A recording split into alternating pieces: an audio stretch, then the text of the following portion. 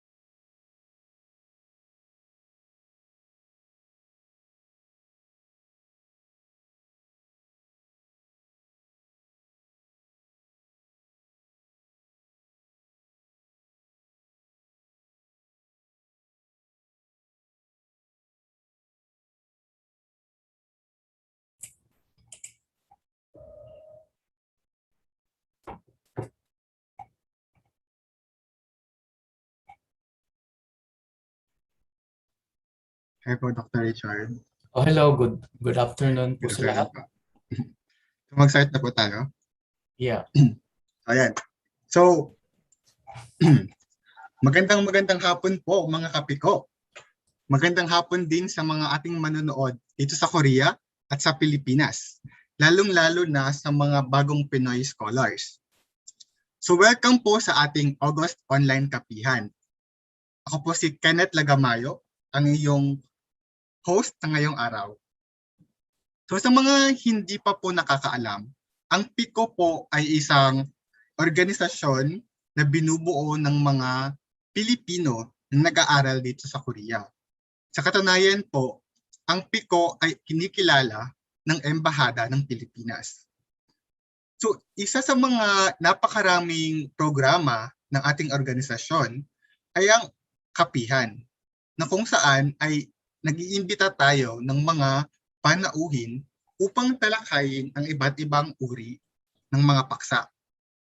At sa buwan na to, aalamin natin sa tulong ng ating 4 na panauhin kung ano nga ba ang buhay estudyante dito sa Korea. So sa susunod na buwan ng Setyembre, ay magsisimula na ang panibagong semestre dito sa Korea. Kaya naman, inaasahan natin na magkakaroon tayo ng mga panibagong Pinoy scholars. Kaya naisip ng PIKO na what if tulungan natin yung mga panibagong scholars by providing them some information about the life here in Korea. Kaya po inimbitahan po natin ang 4 na panauhin para po tulungan tayo sa ating diskusyon ngayong araw. So ang unang panauhin po natin ay si Engineer Hazel Ann Bicledera. Siya po ay graduate ng BS Chemical Engineering sa Bicol University. Dumating siya ng Korea ngayong Marso bilang isa sa mga recipients ng Global Korea Scholarship. So sa ngayon, siya ay nag-aaral ng Korean language sa Keimyung University. Pero siya ay kukuha ng MS Environmental Engineering sa Kangwon National University starting this year. Ang susunod nating panauhin ay si Engineer Ralph Carlo Evidente. Tulad ni Hazel, siya rin ay isang BS Chemical Engineering graduate sa Mapua University. Sa ngayon, siya ay kumukuha ng MS Advanced Nuclear Engineering sa Pohang University of Science and Technology. Pero sa ngayon, siya ay nasa Seoul National University bilang Graduate Research Summer Intern. Ang pangatlo nating panauhin ay si Ruchel Joyce Pugoy. Siya ay isang registered medical technologist na graduate sa Universidad de Zamboanga. Si Ruchel ay nakakuha ng 7th place sa Medical Technology Licensure Examination noong 2017. So isa rin siya sa GKS 2020 recipients. So ngayon, siya ay nag-aaral ng Korean language sa Busan University of Foreign Studies. Then tutungo siya sa Kangwon National University para kunin ang MS Biomedical Science or Major in Systems Immunology. Then ang pang-apat nating panauhin ay si Dr. Richard Basilisco. So siya ngayon ay more than 10 years na sa Korea. Sa katunayan, kinuha niya ang kanyang Bachelor of Literature in Korean Studies, Global Masters in Business Administration, at PhD in Management of Information Systems sa Keimyung University sa Daegu. So ayun. So welcome po sa lahat naming, sa apat po naming panauhin, welcome po sa ating event. Welcome. Yan. So kumusta po kayo ngayon? Nasa bahay lang. Okay naman. Sobrang init ngayong panahon, no? As in, parang Pinas lang. Yes, summer. Drink water, guys. Yeah, drink water. And maraming salamat pala sa pag-respond sa aking request na maging guest speaker ngayong araw. Wala naman. No probs. So ayun, bilang mga estudyante dito sa Korea, kahit ilang buwan pa lang tayo dito or kahit kano tayo katagal, meron tayong mga napapansin na mga benefits at the same time disadvantages sa pagsistay natin dito sa Korea. So, maaari niyo po bang i-share sa amin kung ano yung mga pros and cons of studying here in South Korea? Siguro simulan natin sa mga bagong dating pa lang dito sa Korea. Kina Hazel at Rochelle. Ooh, go ate. Sino ako? Magsa-start? Sige. Okay. So far, sa 5 months of stay, iilan pa lang yung mga na-observe kong pros and cons. But so far, number 1 pro is yung excellent education quality. Kasi if i-compare mo siya sa Philippines, ibang-iba yung study environment. Based on my observation, I think here, they take education really seriously. Like, yung study environment is kinda competitive, pero in a good way. And yeah, and also aside from academics, isa sa mga advantage ng studying abroad, specifically here in Korea, is yung personal development. Kasi it's also an opportunity to for personal growth and self-discovery. Kasi marami kang mamimit na people, marami kang ma-experience, whether good or bad experience that will contribute to your growth. Yung cons naman is number 1 is of course yung language barrier. When I came here dito sa Korea, I only know yung alphabet and some basic phrases. And as we all know, it's not enough to like communicate with the locals. And even now, 5 months after, even though alam namin yung like basic Korean, communicating with other Koreans is still not as easy. Kasi there are so many situations na you know what to say, pero pag nandun ka na, like, nakakalimutan mo na yung sasabihin mo. And yeah, but you know, practice is still the key. So there's still more room for improvement. And also, so far, wala naman akong napansin na culture shock. Kasi I think medyo similar yung cultures ng Koreans and Filipinos. Maybe yung environment lang, specifically yung seasons and yung temperature. And lastly, I think yung cost of living. If i-compare mo siya sa Philippines, it's expensive. So if you come here, You should not convert everything you buy into peso kasi masasaktan ka lang. Pero, yeah, enough naman yung allowance. So, yeah, I think yun lang. How about ikaw, Hazel? Again, hello. First, gusto ko magpasalamat dahil na-invite niyo ako dito sa PIKO. It's such a privilege to be part of this online kapehan. At tatlo nga pala kami dito sa KMU. Hindi lang ako. Tatlo kaming Filipino. Gusto ko lang introduce si Rhea May Tempton Nuevo and then si Charles Haranilla. So, kaming tatlo, yung mga benefits naman yung nakakita po namin dito in studying in South Korea is number one, we get to know talaga South Korea and its culture more. Hindi lang yung sa sabi-sabi, di ba, before may mga expectation tayo about Korea, kung ano siya. Dito talaga is, you get to live like a local. You get to also eat the same food that they eat every day. So, kung sa Pilipinas, wow, kimchi, wow, bibimbap. Dito, talagang, minsan, di naman sa ano, pero hahanap-hanapin mo yung Filipino food. Minsan nakakasawa pag everyday, ganun. Kasi nung pumunta po kami dito, nagkumuha kami ng meal plan. Alam niyo yun, yung meal plan sa school. So, everyday talaga meron, syempre, sa side dish si kimchi. So, yun yung meron sa amin lagi. And then, lagi talaga maanghang, as expected. Pero iba pag everyday mo kinakain, maghahanap ka ng ibang ano. So, another is you get to know more people from different countries. It's like you have an international community na tama nga yung sabi nga ni Ruth, you get to discover more about yourself kasi kung paano ka makipag communicate and halubilo sa ibang tao from other countries.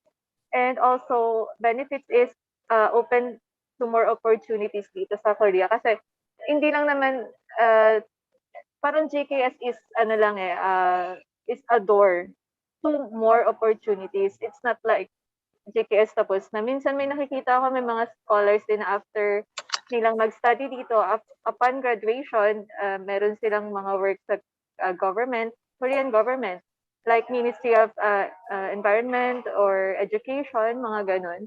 And they also get the chance, kung gusto lang naman nila na mag-stay dito for good, like permanent residency. So, sa struggles naman na experience namin tatlo dito, number one, same as what Ruch said, language barrier. Yung unang punta namin dito, baon namin anyong hasayo tsaka kamsamida. And then, sumakay po kami ng taxi and then we tried to communicate pero hindi kami magkaintindihan. That time, marami kaming bitbit. Bumili kami ng beddings and all, nag-grocery. Tapos, since hindi kami magkaintindihan, imbis sa dorm kami ibaba, binaba kami sa ospital. O sa Byungwon, ganon. Dahil hindi pa kami masyadong marunong noon. Or, minsan gagamit ka ng translator, hindi mo na din siya kumbaga pag kausap mo na, minsan hindi mo na rin talaga siya masabi in correct or incorrect way. Tapos, sa struggle ko naman, sa sarili ko, yung struggle ko dito kasi, namaga yung ano ko, yung finger toe, sa toenail pala, sa paa. So, when that happened, sobrang sakit, hindi ako makatulog. So, kailangan kong pumunta ng ospital. And then, alam mo yung una kong tinatanong lagi sa kanila, Ano yan? 영어를 할 수 있어요? Kung nakakapag-English ba kayo? Kasi hindi ko alam anong gagawin pag hindi. Pero lagi nilang sinasabi na ganito tsaka ganyan. Hindi sila nakakapag-English. So, the next time na pumunta ako na hospital, may baon na akong script ko. Anong gusto ko itanong sa doktor? Paano ba to? Kailan ba iti-take yung medicine? Kailan pwedeng basain yung paa ko? Gano'n. Naka-translate na in Korean para smooth na yung process. Yun yung struggle kapag, halimbawa, kailangan mo pumunta ng tatlo parang hospital or, dalawa, hospital and, ano yun, Myeongsil, barbershop. Salon. Sabi nila, yun yung dalawang pinakamahirap na pag-communicate pag pupunta ka sa hospital and magpapagupit ka. Ayun, yun lang yung masashare kong struggle. Actually, halos sa lahat, kailangan mo talaga ng Korean language. Eh. How about ikaw, Ralph? Ano yung experiences? Oh yeah. Before that, thank you very much, Pico, for inviting me. Yeah, so far more than a year yung stay ko dito sa South Korea. And why I choose Korea? Because most of the universities really are high QS ranking. I don't know if you're familiar with the QS. It is really like an indicator of the university's ranking in a global scale. And that's the reason why I got admitted in Postec kasi mataas talaga yung ranking niya. It, in fact, part siya ng top 100 universities, even in Seoul National Universities. Seoul National, I think, is the top one university in the South Korea. So first, like the ranking. And second one is being an exchange student here promotes globalization. It just strengthens as much as possible the relationship between the two countries, such as Korea and for example, Philippines. Most especially, for example, my research, yung nag-sponsor usually ng thesis namin, for example, is a private company, for example, Korea Hydro and Nuclear Power. And this company actually facilitates like the nuclear progress in the Philippines because I'm taking nuclear engineering. So, I mean, para sa akin, it will be a bridge as much as possible to have at least a nuclearization progress in the Philippines because you know that in terms of research, in terms of regulatory frameworks, we're still behind from these experienced countries. So another pro of studying here in South Korea is free trainings, free internships. Yeah, like because in the Philippines during the time that I'm being an intern and training, parang may bayad, palagi may bayad. So parang hindi ko na-experience yung free meals, free certificates, something like that. Pero dito sa Korea, parang lahat is shouldered by your department, shouldered by the research companies na nag-sponsor sa'yo. Yeah, and very sustainable yung mga companies na pinagtitrainan ka or pinag-intern mo. So very, I mean, para sa akin, it's like globally accredited and talagang you will cherish those kind of memories forever. And last pro of studying here is that financial concerns really do not matter because as what I've mentioned, even you're not a recipient of, for example, GKS or KOICA, there are a lot of organizations or research companies who will sponsor you throughout your duration of study. So it will really not matter.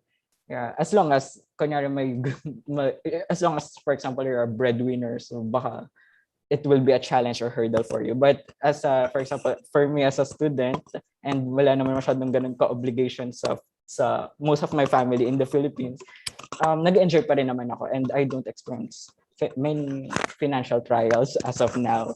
So struggle is first, parang given na yun for all OFW or exchange students, homesickness. Yeah, I mean, lalo na kapag wala kang kilalang mga Filipino dun sa, for example, sa Postec. Sa Postec, we're like 2 Filipinos there. And para sa akin, it's like a struggle na parang yun lang yung parang kausap mo and magkaiba pa kami ng department. So parang mahirap din na kapag very low yung international community dun sa university na pinapasukan mo. And yes, given na rin yung language barrier, but I'm so grateful sa Postec kasi even yung mga nagugupit o yung mga assist sa mga meals, marunong sila mag-speak ng English. So I think it varies from university to university. Ay, magaling sila mag-English kasi free yung English training. For example, in Pohang, they facilitate like free English lessons to all Pohang citizens. So I really appreciate yung local government's effort para to implement the English education among the citizens or local citizens. Yun. Another coin of studying in Postec is most of my professors actually there are very aging. I mean very old na. So parang yung hinahanap mo na skills sa kanila parang hindi suitable for example for this fourth era of industrial revolution, for this kind of generation. So may parang skill gap yan. And there are, lalo na this pandemic, ay parang wala masyadong extracurricular activities or events sa universities ngayon. So I'm really looking forward maybe in the next coming years na baka may improvement with regards to the interaction of foreigners as well as to Korean citizens. And another pro pala, as what Ate Hazel mentioned, there are also meal plans to universities, which is very cheap. For example, in Post-Tech, I just incur around 2,500 Korean won per meal. So very 2,500. so very cheap siya. I mean, in my perspective, para sa akin, very cheap siya. Pero yun nga, it varies, lalo na Pohang is not really that yet developed as compared to Seoul. So there are some sort of price volatility, lalo na pag pumunta ka sa Seoul na very high ang cost of living.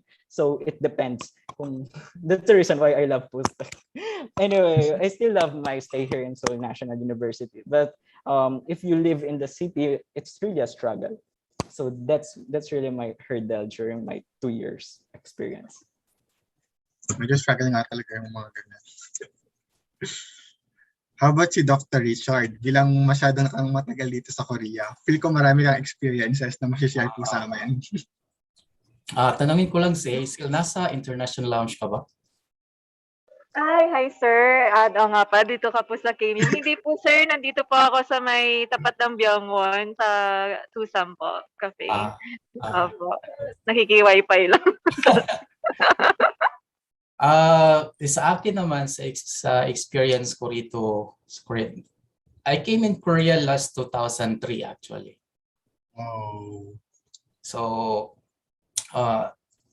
medyo more than 18 years na siguro.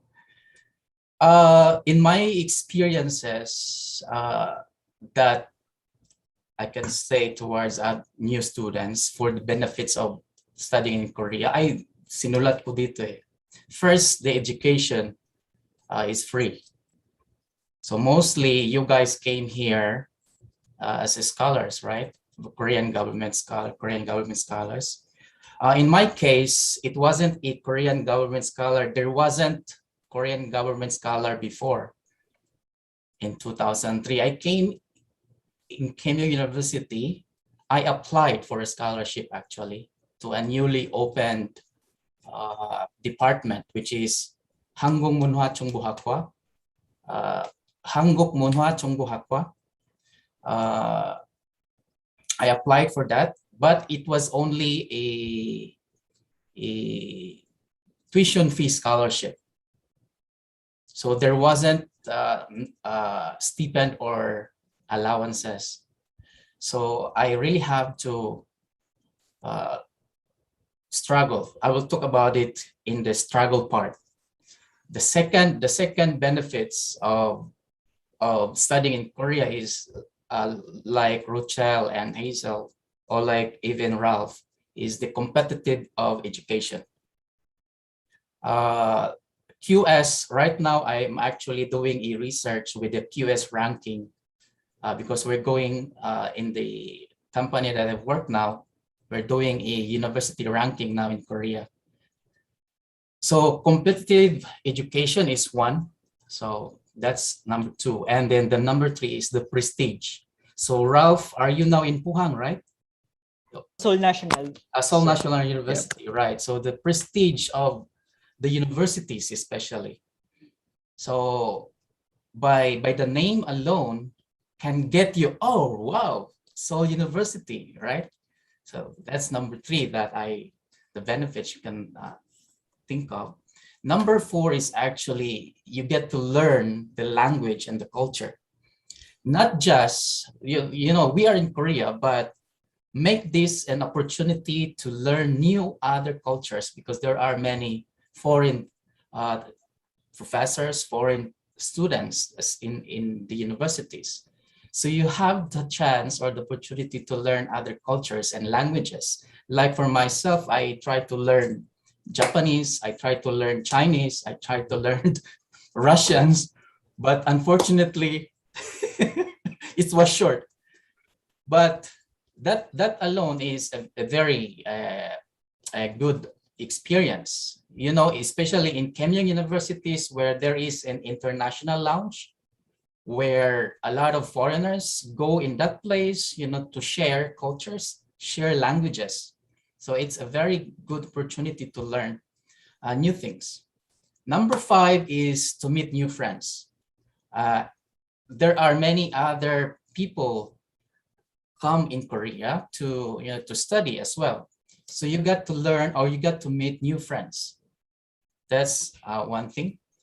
And then lastly, once you graduate, you have the highest, or advanced, or how do you say it, a great opportunity to work here in Korea if you graduate, because they will recognize you, as one of them, that you graduated in Korean universities.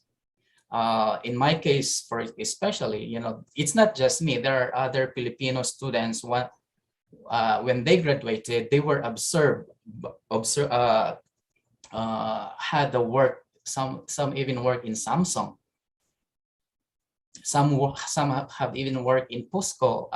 In POSCO, and LG, and even Korean Airlines. So this kind of opportunities is open for those who studied and graduated in Korean universities. In my case, I got the opportunity to teach in the Korean universities, and then right now I move in an IT specialized company as their executive director.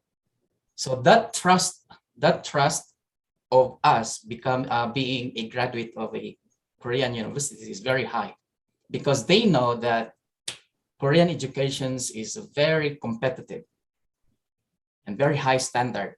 So for us Filipinos, when we graduated in Korean universities, that's a very good opportunity. Now, going to struggle. First and foremost, I came here without any financial support. I had the scholarship grant, which is only tuition fee. So the struggle of financial difficulties, although I will say case by case, because some of you right now may have received allowances and stipend by the universities or by the Korean government, but maybe some students like me who come in Korea to study, without any financial support. So it's a really struggle to support, and especially like Ralph, he's a single. So there is no family in the Philippines that would ask, financial from him. But in my case, I have family, so I was the breadwinner. So I have to save my money what I have. So financially, for me to overcome those things, I have to do some part-time jobs. And doing a part-time jobs is also, again, is a struggle, because the easiest way for you to have a part-time job is, it's either you go for a manufacturing companies. Well, in my case, I had a lot of chances that I was able to teach in English academies and tutorings, something like that. Of course, like you guys said, the second struggles I had before is the language barriers.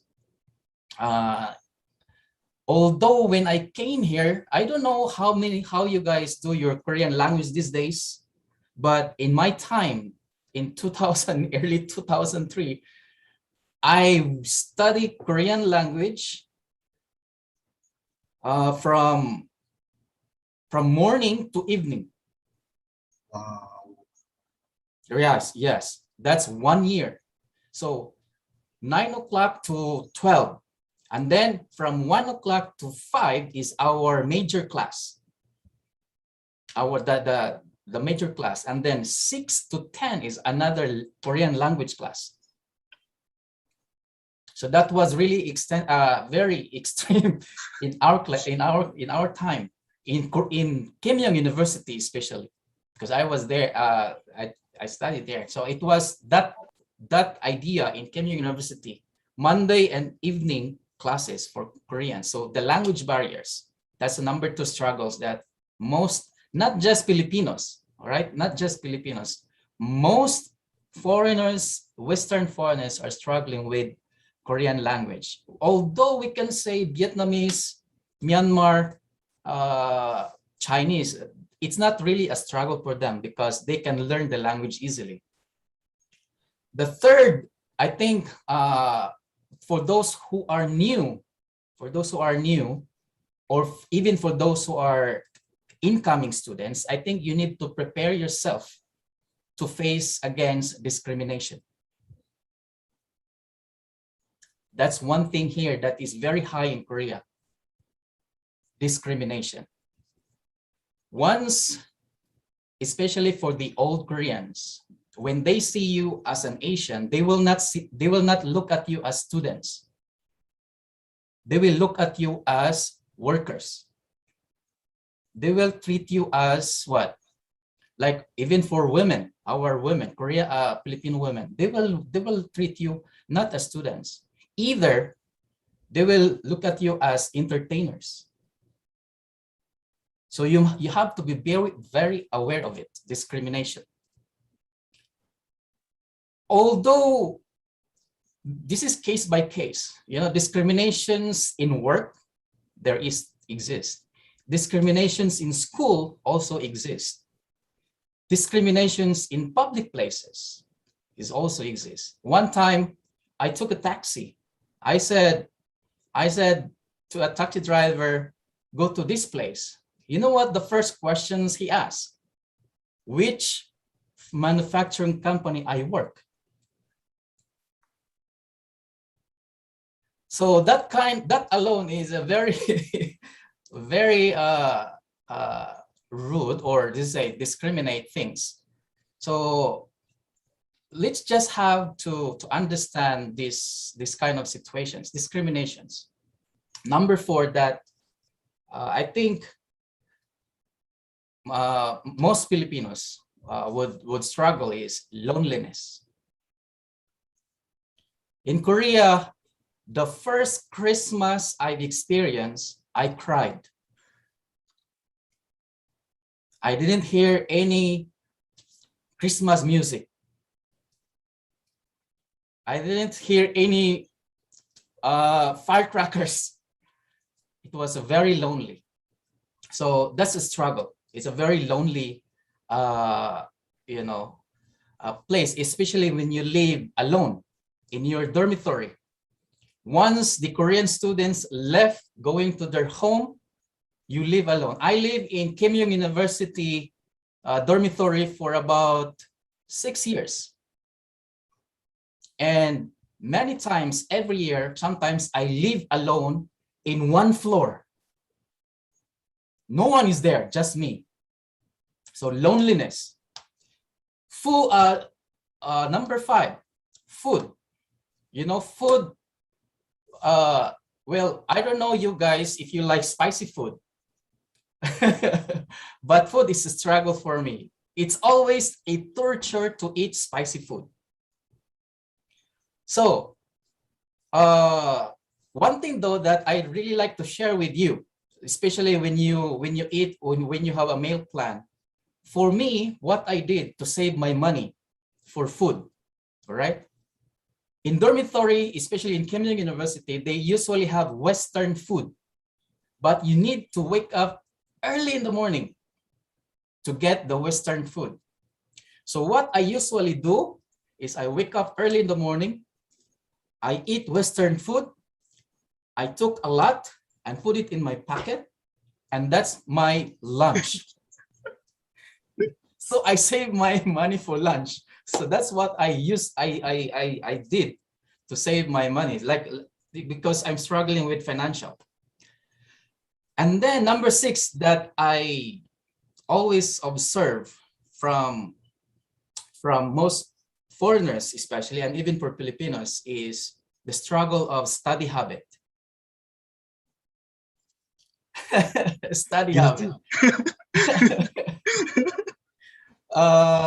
We all see Koreans, they study really a lot, right? And in my case especially, my Korean friends, classmates, they would invite me to go to the library. But when I go to the library, I feel sleepy. because I saw them sleep, so I also sleeping. So this study habit is a very struggling part for me. So it's a case by case though. If you are, how can I say, you are used to study with people around you, that's fine. But if you are used to study alone, it's really struggling part. And then number 7, especially for Ralph, I can see that he is now in the lab. So personal free time is a struggle for Filipino students, engineers, wherever they are or whatever majors you have, especially you are an engineer, you are always on the lab. One time I have my friend, he was so happy that he came out early Sunday morning. For 2 weeks, he was in the lab. So personal free time is a struggle for most Filipino engineers who are studying in Korea. So you have to prepare yourself when your professor's advisor says, go overnight, right? Oh, you have to come on weekend. I have a friend in Utopia. He was an engineer in Postec. I went to visit him and I asked him, oh, why don't you show me around in Puhang? And he said, I don't know where to go. Why? Because he doesn't go anywhere. He goes to the lab in the morning, go out 11, 12, 1 o'clock a.m., go to his dormitory in the following morning, the same routine. So he never go out. So personal free time is a struggle. And then my last part of struggles, what I mean for current students or incoming students, is when you want to have extra money that you have to work for it. Work opportunity is very difficult to find. That's why I said in the survey that I answered is that you need to have a good acquaintances with Koreans. It's okay to make friends with foreigners, but they cannot give you anything, just an company. But if you want to survive financially in Korea, you need to make friends with Koreans. And of course, you need to know the language, right? You have to know the language. So that alone is a good stepping stone for you to be able to connect with the Koreans. When Koreans sees that you are connected to them, I can see Ralph's colleague over there. So it's easy for you to have a recommendations, to get to know. In my case, how did I survive in Korea for 18 years while doing study and then sending money to the Philippines to my family is due to, in fact, I have lots of friends whom I can ask for work, tutoring. Some parents, or when they see me how good I take care of the children, they will recommend me to another parents. So that's connections. So the struggles will be lessened when in terms of work opportunities. But if you don't have any personal connections, finding work is a very, very troublesome to find. So that's the things that I have listed. Okay. Thank you, Dr. Richard. So, I think we can agree naman na isa sa most sa mga pros ng studying Korea first is academics, like Yes. education, quality education. Then we have this personal development na mas nakikilala natin yung sarili natin at the same time. Then we have international friends. Then, as most of us now, we have financial, like we receive money from the government or from our scholarship. So it's not much of a problem. Then as Ralph said, there's like free training and then job opportunities. Then on the other hand, yung like, I will show you the result of the the survey that was Dr. Richard is saying earlier. So based dun sa survey, ito yung mga pros na sinasabi ng ibang Pinoy scholars. Actually, aside from education, yung lumilitaw talaga is transportation. Na sobrang, compared sa Pilipinas, sobrang convenient talaga ng transportation sa Korea.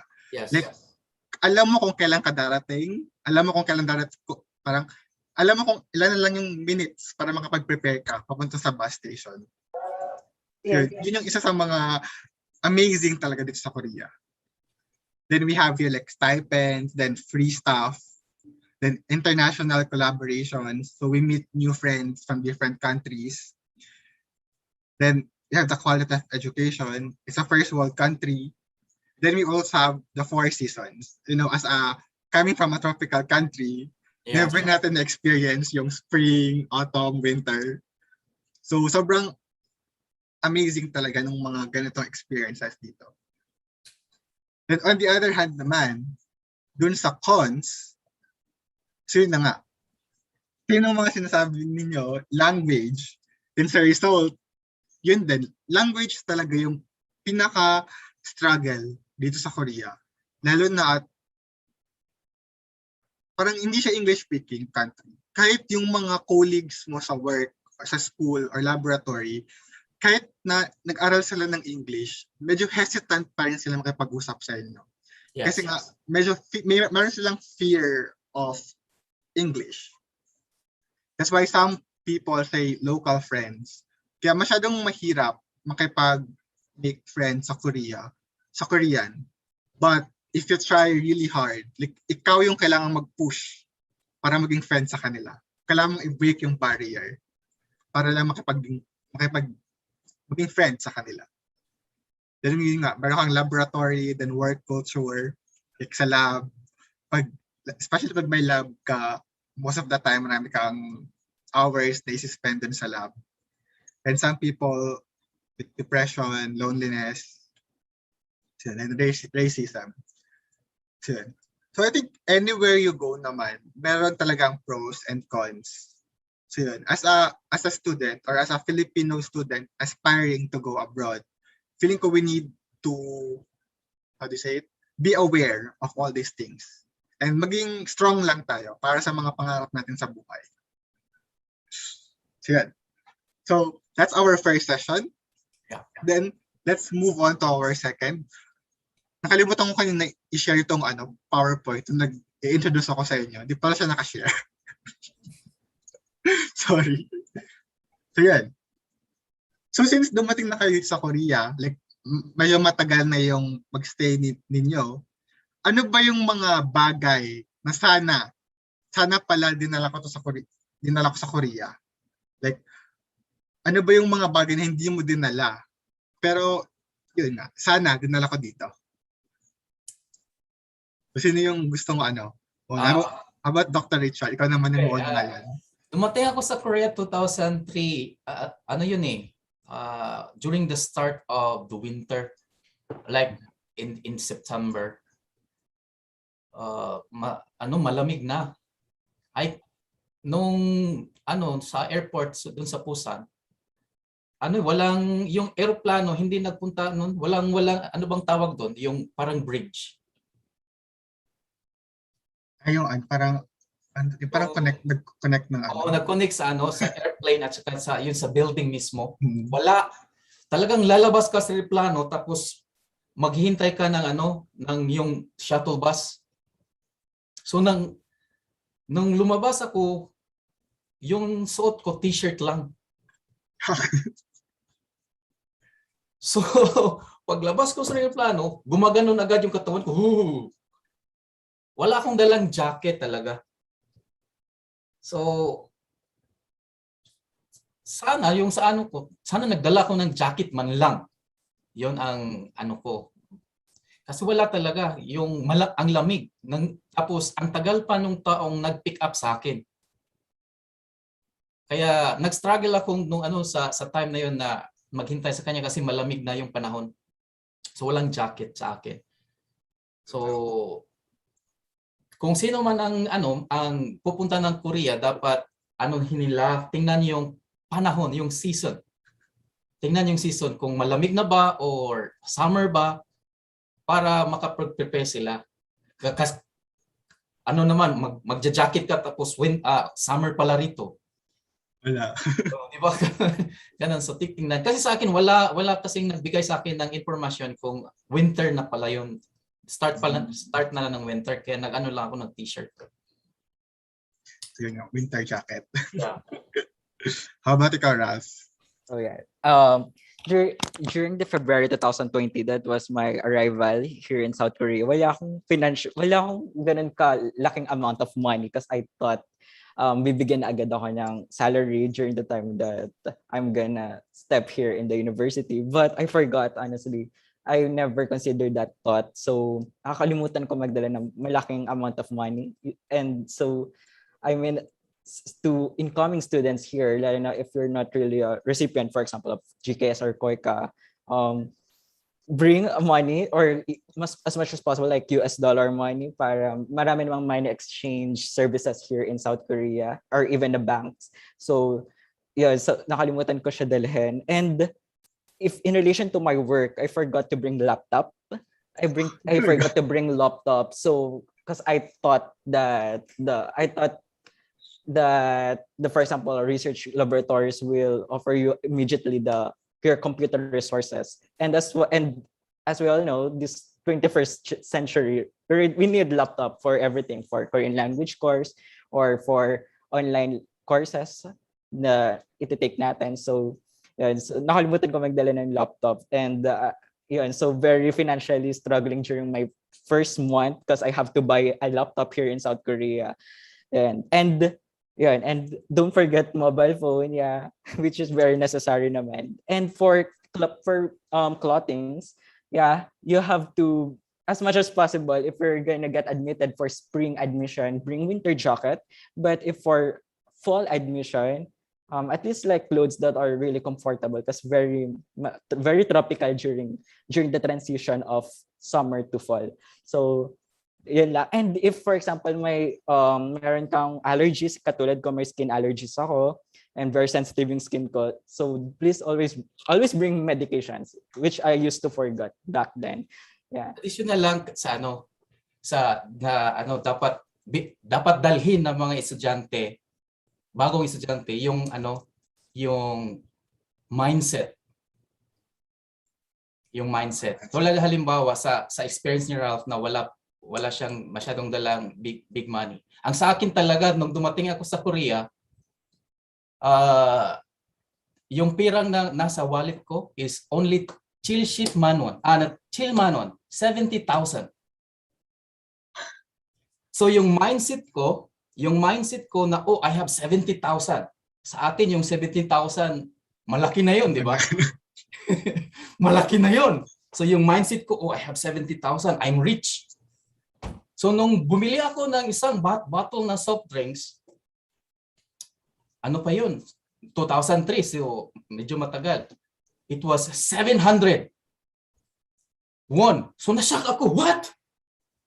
700 bottle? Sa amin, 3 pesos lang to, parang ganun. So dapat yung bagong estudyante ay magkaroon ng mindset na yung pera natin at saka pera sa Korea ay magkaiba. Baka para hindi na ma-shock. Yung amount at saka yung presyo ng Korea at sa atin ay magkaiba rin. So, yung mindset na yon ay ano natin sa mga bagong incoming na mga estudyante. Tama ka, mindset. How about ikaw, Ruth? As for our batch, kasi parang kakaiba kami. Kasi when we came here sa Korea, we were expected to undergo 14 days quarantine. So we have to like bring stuff na magsusustain na kakailanganin namin for the 14-day quarantine. So in my experience, isa like Sir Richard, isa sa mga things na nakalimutan kong dalhin is yung damit na panlamig. Because in-underestimate ko yung weather ng Korea. So when we came here, it was like 4 a.m. in the morning, early March. So it was really cold. Tapos 0 degrees Celsius pala yung, yung temperature. So yung suot ko that time is only denim jackets na 3/4 and pants. So I was freezing. Pero buti na lang dumiretso kami agad sa bus. And then dumiretso din kami after nun, parang 4 a.m. yung dating namin. Siguro nakarating na kami ng hotel at like 8 a.m. in the morning, 8 or 9. So, for sure, sa mga incoming na batch ngayon, mag-undergo talaga sila ng quarantine. So, as for me, I came well prepared naman since sa Pinas, I was used to being quarantined since naging frontliner ako during the pandemic. So, every after ng perpetual duty ko, we were required to like quarantine for 14 days. So, naka-develop na ako ng routine. So, isa sa mga things na ina-advise ko na dalhin nyo, this is addressed to like incoming students this semester, is number 1 is yung EU na plug. Yung, kasi iba kasi yung saksakan dito sa Korea, yung circular. Circular. Yeah, yung circular. And also, kung pwede, yung extension wire. Careful lang sa pagdala ng extension wire, especially if mag-check-in ka na sa plane. Kasi I think kailangan mo siyang isama sa check-in na baggage. Yeah. Hindi siya pwede hand carry. Yeah, hindi siya pwede hand carry. Pero buti na lang nalagay ko siya dun sa baggage ko. Ako kasi hindi kasi ako mabuhay kung wala akong mga saksakan. Kasi, you know, always ako nasa computer, always ako naglalaro. And also, since yung 14 days of quarantine kasi is really long. Kasi at first, parang ma-feel mo, ang sarap ng buhay kasi you're about to stay sa hotel, sa fancy hotel for like 14 days.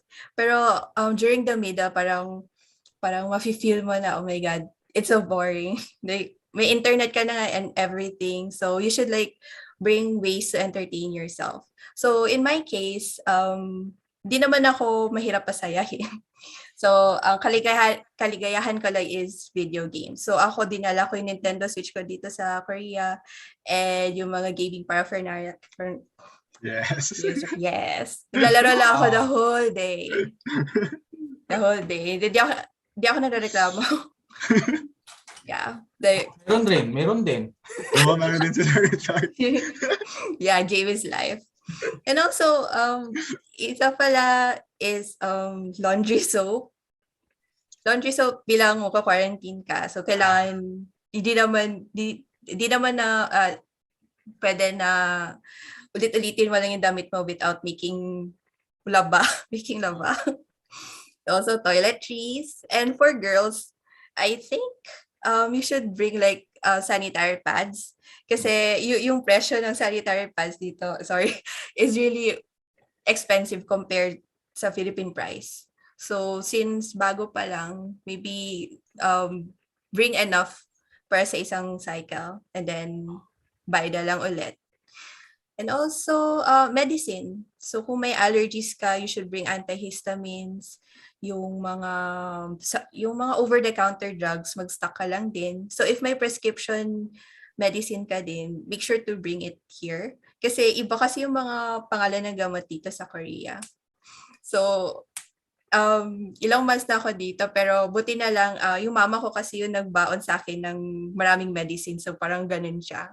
So may medicine ako for every kind of sakit na pwede. Like LBM, like yung constipation or sakit sa ulo, fever, everything. Kung pwede lang magdala ng antibiotics, why not? But no. And also, last but not the least, I think is money.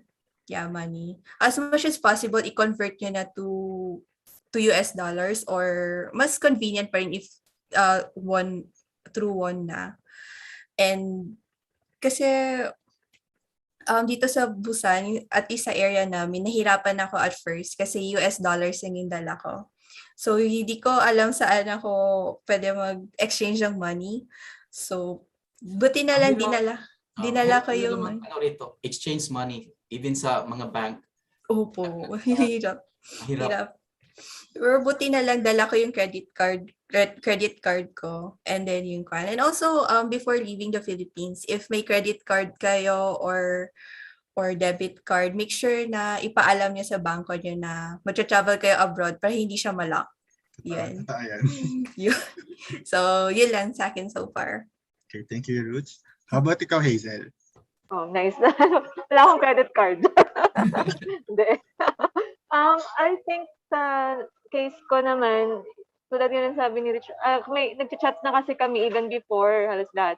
Nagkukwentuhan na what to bring. I advise na lang yung mga incoming GKS scholars, make a group chat and dun mag-share kayo ng things to bring para at least naman, yung mga listahan lang na basic, para at least hindi kayo masyadong mabigla or baka may kulang, baka yung isang kasama nyo may naisip pala na we should bring this, may isip mo din siya, makaka-prepare ka. Tulad nung sa mga plug, actually, ayan, bili na kayo dyan kasi dito mahal, tsaka mahirap pa minsan maghanap, plug and extension. So, I think mag-a-advise na ako ng things to bring kasi in my case, okay naman, na-bring ko naman yung mga dapat kong dalhin. Siguro number 1, beddings. First time ko pumunta sa game yung and may dala akong beddings naman actually. So Richard, may dala akong beddings pero yung bed doon nasa size sa yung isang dorm na malaki. Yung size ko kasi pang single. Siya pala is parang medyo malaki. So bumili pa ako ng isang bedding ulit sa market. Kasi hindi siya fit doon. Parang kumot. Ito yung kama, tapos dito lang yung may ano ko. So natutulog ako dito lang sa side na to na may ano. So na yun, number 1 beddings. May dala pa nga akong pillow maliit lang. Yung pillow na nako-convert to pillow siya, tapos pwede din siyang blanket. Maliit lang na square. Dala ko siya. And then, number 2, towel. Towel sa Korea ay Maliit. Maliit lang.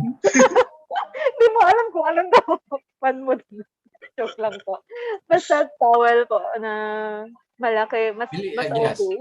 Dala na lang kayo, bili sa Pinas kasi dito sa Korea mahal yung malaking towel talaga. Yes, sir. I-advise ko na lang din mamaya na Daiso is light. Makukuha niyo yung lahat ng mga kailangan sa Daiso. So, yan, beddings and towel. Number 3, same. So, sinabi po nilang lahat medicine. Kasi, iba yung name dito. Kahit yung pag nagkasugat ka lang, yung buti alam nila yung povidone, pero pag hindi alam, sasabihin mo lang Balgansec or yung red sa pharmacy. Yun ibibigay nila sa'yo na parang povidone iodine. Number 4, for me kasi, sa na-experience ko ngayong summer malamok, hindi ako nakapagdala ng off lotion. Kung kaya nyo magdala, kahit maliit lang. And then number 5, hindi ko po sure kung pwede naman siguro to sa plain, pero hindi ko alam kung saan ilalagay. Alcohol.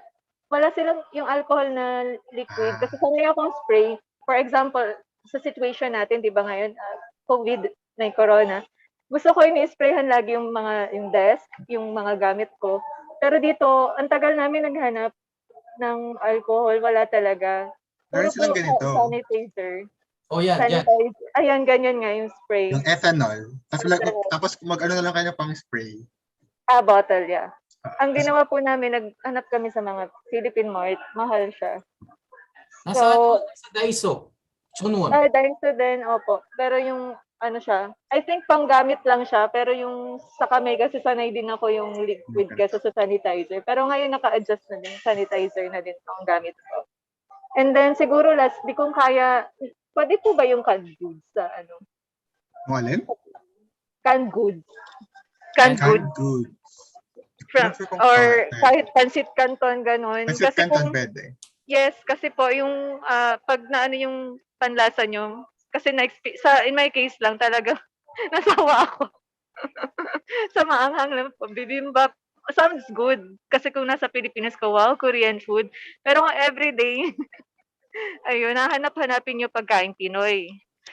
So, yun lang po. So, ayan. So, i-share ko ulit yung kung ano yung result ng survey. So, yung mga ibang Pinoy scholars sa Korea, ito yung mga sagot nila. Like, ano ba yung mga bagay na dapat nilang dinala? So mostly, lumalabas ay Pinoy food. So yun nga, sana nagdala sila ng pansit canton. Basta kung ano yung pwedeng Pinoy food na pwede niyong dala. Chicharon, Pinoy candies. Actually ako nung time ko, di ako nagdala ng ganito. Pero nung umuwi ako ng Pilipinas at bumalik ako, marami akong dala. Choknat, dingdong, basta lahat ng mga gusto kong Pinoy food. Nakaka-happy promise pag may Sobra. Pinoy food. Tapos yun, yung iba din, sana nagdala sila ng cultural clothes, lalo na kung merong cultural activity sa school nyo, kung meron kayong Filipiniana or Barong Tagalog. Then, iba naman ay deodorant. So, medyo hindi ata kasi gumagamit masyado ang Korean ng deodorant. So, hindi siya masyadong famous. So, ako nung time, nagdala ko ng 8 bottle ng deodorant. So, yun. Flex mo So, na. Oh, So, iba usap ng camera.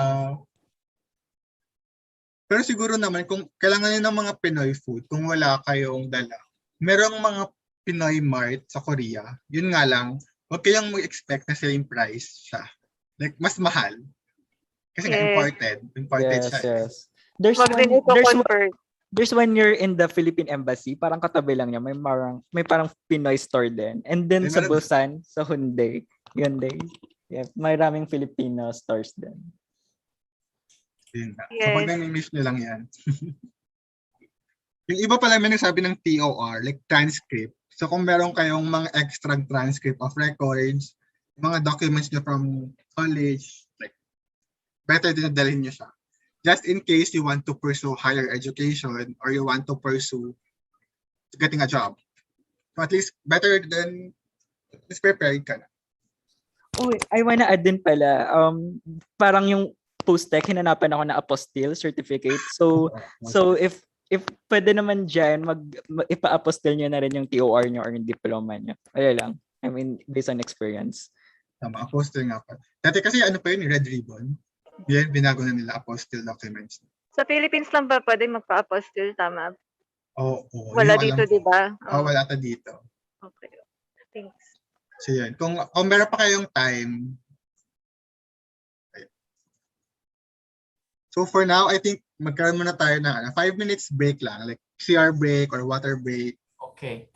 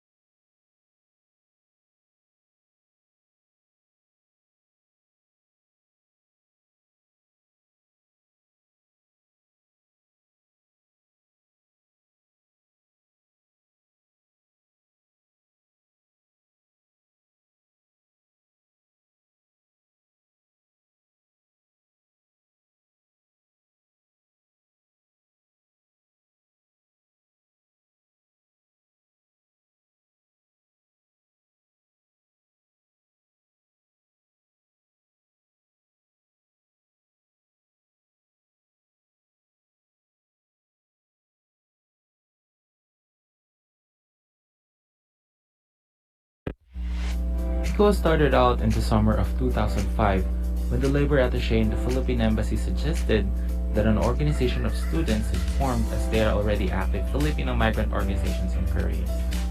On its 16 years of existence, PIKO has been serving Filipino students all over South Korea. Also, the organization has connected with more students because of the creation of 9 regional chapters in different parts of the country. And to continue its vision and mission, the organization continues to conduct activities that promote unity and camaraderie, exchange of information, and studies between students. Other activities were dedicated to cultural events as well as social issues that concern the Filipino communities and the Philippines. The organization will continue to strive to become a better platform for students to express their thoughts and ideas, and PIKO will continue to raise the Philippine flag high and proud.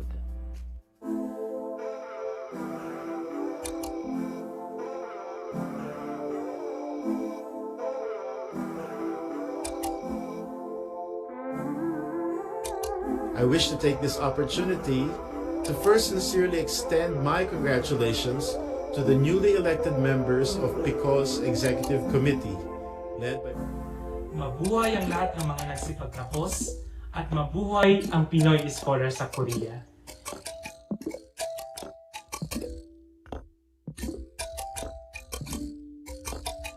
Whatever you learn, it's how you do what you do with your life. Do not limit yourself talaga. If you want to pursue graduate school, then pursue. We have a family. Thank you for inviting us to this big family. I'm just as grateful na I have become a member of PIKO. Welcome to the first ever Philippine Korean Youth Forum, and may you all have a pleasant day ahead.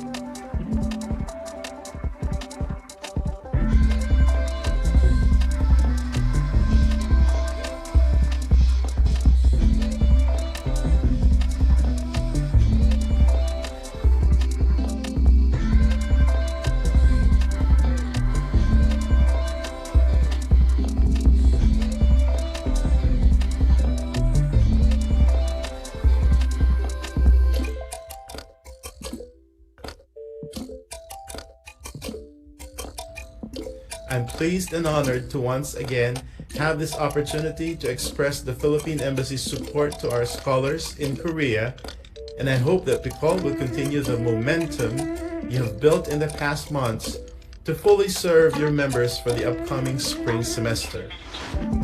I also wish to commend... Ang GA ay isang pagkakataon kung saan pinag-uusapan ang mahalagang updates na nangyari sa ating organization. It is my great pleasure and honor to be invited to this General Assembly and Acquaintance Party. Napaka-competitive naman, may subok araw. Wala pa yung choices, naghahanap na ng...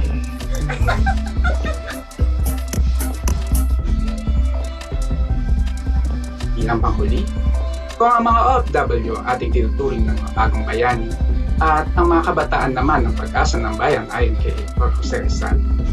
Kaya marapat lamang na kilalanin din natin ang mga Pinoy scholars bilang mga bagong bayani na pag-asa ng bayan.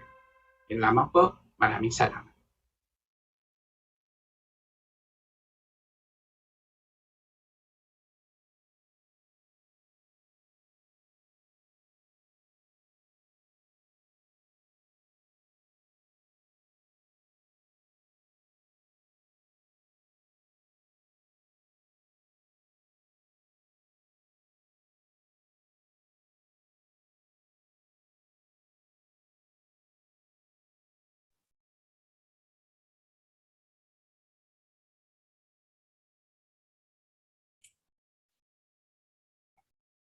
So, ayan. So, tayo pa muling nagbabalik. So, maraming salamat po sa mga patuloy na nanonood sa ating August PIKO Online Kapehan. So, dumako po tayo sa susunod nating session. So, yun. So, alam naman natin na sa Korea ay first world country. So, bilang first world country, medyo advanced na yung technology nila compared sa atin. And for sure, lahat tayo, phone na lang yung ginagamit kahit saan tayo pumunta.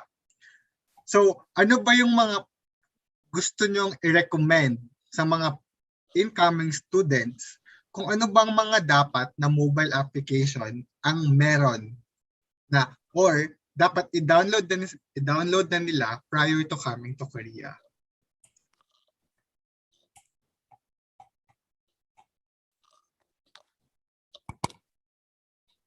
So, ikaw ba, Ralph? Ano yung Anong mga recommended mobile applications? Oh yeah, thank you so much.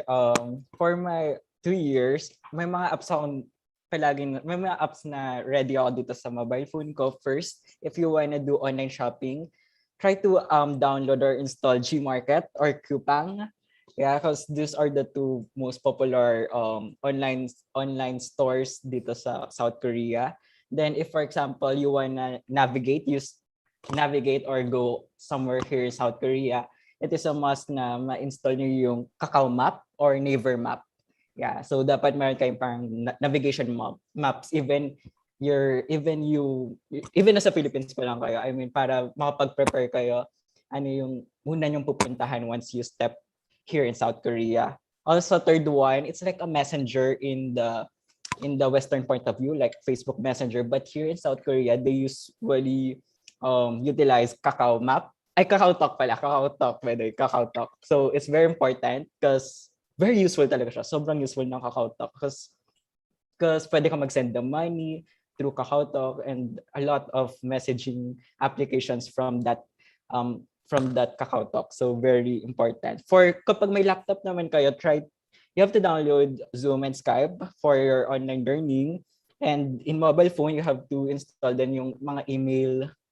I don't know, as a part of adulting, kailangan palagi may Gmail and Outlook na naka-install kayo sa mobile phone. And it's very optional just to entertain you guys. I mean, at least sana may Netflix man lang kayo. But if wala, if nagtitipid kayo, you have to download movies from sites and yan, lagay nyo na lang sa Drive and baunin nyo na lang here sa South Korea. So those for me are very useful para to sustain living. Bawal na mag-send ng money sa Kakao Talk. Wala nang Kakao Pay. Wala, pwede ako, kuya. Pwede pa rin. Well? Okay. Yes, I don't know. Someone told me about that. Hindi na pwede mag-send ng money. Pero nagagamit ka pa. Kami na-cancel lahat ng Kakao Pay namin. Okay. Sobrang very sad. Ano ba yan? Anyway, ikaw ba, Hazel? Anong mga recommended mo na apps? Ayan, gusto ko yan. Charot. Joke. Number 1, Kakao Talk. Yun nga, tulad ng sabi ni Ralph. Kasi si Kakao Talk, even before, yung GKS coordinator and sa ating mga scholars, I think meron na yung communication prior to coming here sa South Korea. They use Kakao Talk na talaga. And number 2, Kakao Map. And also, I would like to suggest Naver Map. Kasi si Naver Map, gandahan ko lang siya kasi may settings doon or may option doon na kung pag gusto mo tingnan lang yung subway or train stations, yung may mga color, napaka-convenient niya. Pipili ka lang kung nasa Daegu ka or nasa Busan ka. Makikita mo yung line doon, train 1, line 1, line 2, gano'n. And then for shopping, Coupang and Coupang Eats. And also for studying Korean, pwede din yung King Sejong app. Nirecommend siya sa amin nung parang teacher namin. Nagkagamit naman siya. Parang 5 words per day. Vocabulary, mapag-aaralan mo siya. And also, weather app or something like that. Mise. Or kung anything na weather app. Kasi meron doon na makikita mo yung, di ba sa atin kasi sa Philippines, malinis naman yung, mostly malinis naman yung air, pero dito meron kasing mga pollutants or particles. Makikita mo kung bad ba yung air dito or hindi. Tapos yung, especially weather, kasi yung weather actually, before sa Pilipinas, pag lumalabas naman tayo ng bahay, okay lang. Hindi ko minamind yung weather. Dito, mamaya-maya, kahit nakita mo ng mainit, maya-maya biglang uulan ng malakas, hindi mo ma-predict. As honestly, hindi ko na-predict. Ngayon ngang hapon, dapat pag-check ko 30% rain, dapat uulan, 30 to 50%, pero okay pa naman siya. Kasi dito, napansin lang namin ng mga kasama ko, may araw na may dala silang payong, may araw na wala. Meaning, nag-ano talaga sila, nag-check sa weather kung kailan uulan, doon na sila magdadala ng payong. Tsaka, tingin ko halata na foreigner ako dito kasi ako lang yung nagpapayong pag mainit. Hindi sila nagpapayong. Same ako na nagpapayong din ako. Ang ganda ng kutis pa rin nila, hindi ko alam kung bakit, pero di sila Yung iba nagpapayong. naman nagpapayong na Koreans. Yung iba, pero dito, ako lang talaga dito. Hindi, biro lang. Madalas paglalabas, tapos ako may payong, sila wala, ganun. Or yung iba, naka-hat na medyo, mahaba yung tawag dyan. Ayun, so, and lastly, Papago. Papago is live. Doon yung translation, baka matututo ka meron din kasi doon, ang tawag dyan, voice, meron din image, pwede mo picturean yung Korean na text, and then ito-translate niya sa'yo sa English. So, yun, Papago. Thank you. Ikaw, Ruth, ano ba yung mga recommended apps? Well, of course, for communication, KakaoTalk. Kasi parang yun yung parang text messaging nila. Hindi kasi uso yung SMS lang or call. Which I appreciate kasi ado na lahat. Also, pagdating sa shopping, anong tawag din? Coupang, Gmarket. And also add ko din yung Carrot. Yung for second-hand stuff. It's a lot cheaper. Pero never pa ako nakatry doon. Also, pagdating sa damit, mahirap kasi mag-shopping ngayon kasi, karanatan mo na eh. Avely for girls, ang cute na mga damit doon, pero, yung online shopping nila is not as cheap as yung Shopee or Lazada sa Pinas. Pero yung delivery nila is really fast. Like, really, really fast. Tapos, very essential din talaga when it comes to travel is yung Naver Maps, yung Kakao Maps. Pero mas ginagamit ko pa yung Naver Maps kasi parang it's really comprehensive and very Wegugin friendly. Bilang may English setting siya and ano. And, ano pa ba? Papago. Especially for us, very beginner pa kami sa Korean. Sometimes, may words kami na encounter na hindi namin alam yung meaning. So, Papago talaga is live. And also may app, yun na nakalimutan ko lang yung name. Kasi dito sa Korea, mas lagi kang on foot naglalakad kasi malayo yung pagkuhan. Tapos may app yun na nagko-convert ng steps mo into money. Di ko alam ano Casual. Casual. So, itatry ko yun, maybe gano'n. Kasi sa sobrang dami ng lakad mo per gala. But why not make it into money, diba?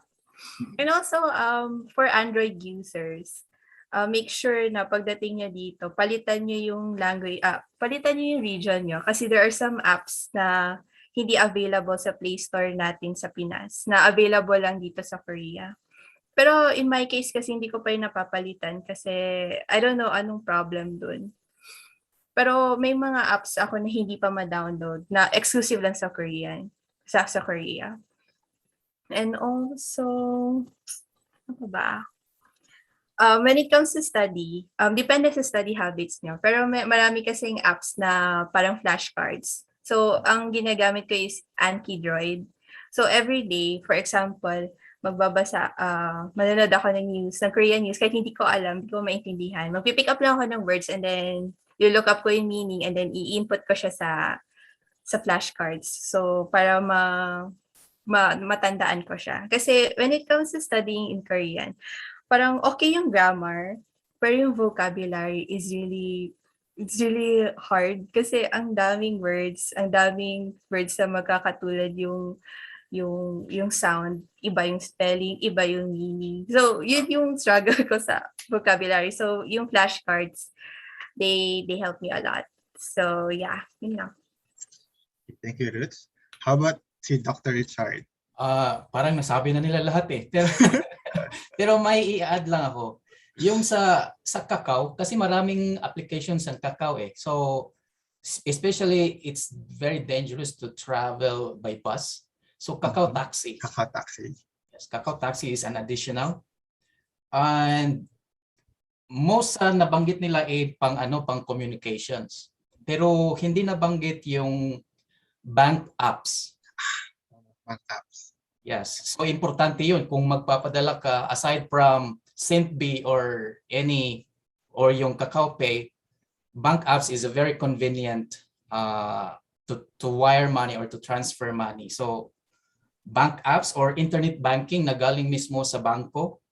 At saka yung mahilig mag-travel, dapat i-install rin nila yung Express Bus Terminal apps, Corail apps, yung Corail sa apps. train, KTX apps, at saka yung Intercity Bus apps. Kasi doon mo makikita yung mga schedules ng mga, yung travel. Yun ang essential na dapat nasa cellphone mo. Yung tatlong apps na yun. What was pa bang? Aside from Papago Translator, there is a text scanner apps. You can just scan the text and then it will translate to you in English. Ano pa bang nasa ano ko? And of course, these days, when you go into establishment, they just ask you to actually just your QR code. So try to find it in apps that will produce a QR code for your personal profile. So I think it's also available in Kakao. Kakao Talk. Yes, in Kakao. So ask your Korean friend how will you how Kakao issue you a QR code for personal checkup. I think that's it. Internet. Okay lang, may i-add ako, Ken. Sige, go. Kasi para sa mga breadwinners dyan, charot. Recently ko lang din naman siya nalaman kasi may nakilala kami ditong Filipina tapos meron siyang store. Yung Handpass app, madali lang sa pag magpadala ng pera. Halimbawa, mag-transfer ka from here to Philippines, napakadali niyang gamitin. So, natry ko na din siya. Maganda siya. Mabilis mag-send ng money dito papuntang Philippines. May converter na din dun sa loob ng app na yan. So, yun lang po. Thank you. So, yung mga sagot ng mga ibang PIKO members, yan nga, Kakao Talk, which is number 1 talaga siya dahil nga, andun na lahat. Like messaging app, like pagbibigay ng mga gifts. Then you have also Naver Map and Kakao Map. Then Kupang, Papago, the number 1 translator. Then we have here like the Subway Korea, Naver Dictionary. Then the ISP or Paybook. Ito yung ginagamit, ginagamit ko siya pag nag-transact ako ng mga credit cards sa Korean. Kasi minsan di ko magamit yung card ko eh. So ito yung ginagamit ko. Then Bedel Minjuk, isa sa mga nagdi-deliver ng food like Yugeo. Pero I think now, since pandemic nga, yung feeling ko magiging required yung COOV na app. So parang siya yung magbibigay sa'yo ng certificate na fully vaccinated ka na. So COOV. Like parang ito siya. Okay, di siya kita. Pero yun, pwede mo siya makita sa App Store or sa Google Store, COOV. Like doon mo siya makikita yung mga schedule mo for vaccines, then kung ano nga ba yung na fully vaccinated ka na. Meron siyang certificate na. So yung next natin ay, since alam naman natin na yung mga darating na mga Pinoy scholars ay expected na magka-quarantine sila dahil under pandemic. So, ano ba yung mga experiences nyo about sa pandemic life sa South Korea? So, mostly siguro sa Ruchel at si Hazel, bilang nag-quarantine sila for 14 days, ano ba yung mga dapat i-expect ng mga Pinoy students regarding sa quarantine? Like during quarantine and after quarantine? As na-mention ko earlier, we are, pag darating ka dito sa Korea, I don't know kung ano yung situation ng GKS 2021 students ngayon. Pero last I heard, parang on the process yung pagbibigay ng exemption sa kanila, which was the case nung sa amin kasi we were so unfortunate last year kasi we were supposed to come here nung August but hindi siya natuloy because of Corona. So we have parang it was really sad kasi most of us parang nag-resign na kami sa jobs kasi we were expecting to go here on time. Pero yun nga, after waiting, wala pa rin. So naghintay kami ng 6 months. So ilan sa amin, we went back to work or just stayed at home. Pero buti na lang this February, nung last time, even though na madalian siya, nabigyan naman kami ng exemption ng embassy ng Korean government. So, process namin yung papers namin like ASAP. So, in my case, it was really hard kasi galing pa ako ng Zamboanga. And that time, I was still working sa hospital, sa COVID hospital. So, it was really hard to like just resign lang out of nowhere. Pero buti na lang timing, kakatapusan ng quarantine ko and I was tested negative. So, okay na. So when we came here sa Korea, na-quarantine kami sa Gimpo Marina Bay. So isa siyang sosyalang hotel sa may Gimpo. And so far, okay naman yung services. Yung food talaga is so overwhelming kasi breakfast, lunch, dinner, doshirak. So kung familiar kayo sa itsura ng doshirak, isa siyang full meal. So hindi lang siya like yung katulad sa Pinas, yung pack lunch lang na kanin, ulam, drinks. Pero doon kasi parang kanin, tapos ang daming ulam, tapos besides doon meron ka pang cup noodles. So imagine yung calories na intake mo doon. So most of the time hindi ko na ubos yung pagkain, even though na I love eating, pero that was too much. And Korean food din kasi yun. So that time kasi I was not a fan. Pero now it's a different story. Kasi dati ayoko ng kimchi, ngayon okay na sa kimchi. Parang nagising na lang ako bigla na nagki-crave ako ng kimchi for some reason. Pero ngayon, addict na ako sa kimchi. Yun. Tapos during that time, nung na-quarantine kami, most of us, we started having online classes. So it usually starts at like 9 a.m. and until 1 p.m. So nung pagdating ko dun, based on my experience, it was really hard kasi that time, yung class namin ay na-move ng 11 a.m. on that day. So hindi kami pwede mag-absent kahit wala kaming tulog. So umalis kasi kami ng Pinas ng 12 midnight. So dumating kami ng Korea like 4 a.m. So from 4 a.m. din to 8, naghintay lang kami ng bus going sa hotel. So naghintay na naman kami ng ilang hours for the class. And then, long story short, bale, magto 24 hours na ako walang tulog. So natulog ako from 8 p.m. and I forgot what time ako nagising. So it was really nakakapagod. So sana hindi nyo ma-experience yun. Wala akong idea kung paano yung setup nila ngayon. Kasi nung nangyari kasi sa amin is binigyan kami ng option to attend online classes or take leave of absence. Pero in my opinion, mas okay sa akin yung leave of absence. Kasi for me, hindi conducive yung online classes. Especially if you're learning language. So yun nga. So fast forward sa life dito sa Korea. Pandemic. It was really a bummer kasi ang daming kwento about the previous life before Corona. Ang daming events ng school. Like, nag-i-invite sila ng mga K-pop artists. And then you can buy tickets for as low as manwon lang. Yun. Tapos yung festivals. Pero ngayon, wala ni isa. So, it's parang dorm school lang yung life namin. And then whenever we go out, parang may limit kasi sa maximum number of people na pwede magsama-sama. So, nung birthday ko, ang ginawa ko is nag-picnic kami sa labas. Pero yung that time kasi for only 4 people, so hindi siya fun. Pero ang ginawa namin is like grupo kami. Pero naghiwalay kami by 4.